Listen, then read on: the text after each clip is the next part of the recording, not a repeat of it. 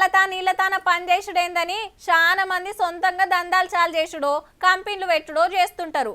మంచిగా నడిస్తే ఏంలే, లేదంటే ఏడాది తిరగక ముందే మూసేసే కాడికి వస్తుంది.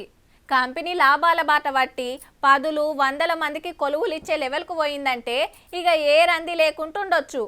కానీ బాయిల దిగినోళ్ళకు తెలుస్తుంది లోతు, దెబ్బ తాకినోళ్ళకు తెలుస్తుంది నొప్పి.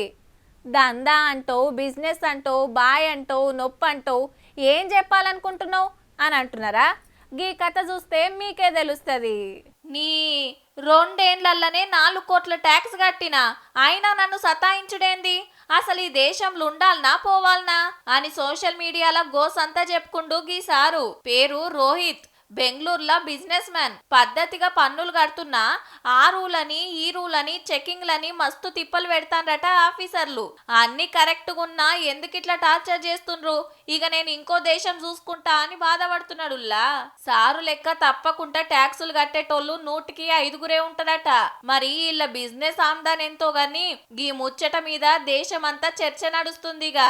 ఎందుకంటే ఎట్లా పన్నులు ఎగ్గొడదామా, ఎట్లా తప్పించుకుందామా అని చూసేటోళ్లే ఎక్కువ. సంపాదించిన పైకానికి ట్యాక్స్ కట్టలేదని ఇన్కమ్ ట్యాక్స్ ఆఫీసర్ల చెకింగ్లు దినామో కాడ జరుగుతూనే ఉంటాయి. అసొంటిది ఈయన బరాబర్ కట్టినా ఎందుకిట్లా సతాయిస్తుండ్రో మరి. ఎటుగాంక కడుతుండు కదా అని ఇంకింత గుంజుతాన్రా ఎట్లా? నియతిగా పన్నులు కట్టేటోళ్ళని పరేషాన్ చేస్తే నియంగానే బిచానా ఎత్తేసి ఏరే దేశాలకు పోగలరు. జర చూసుకోండి సార్లు.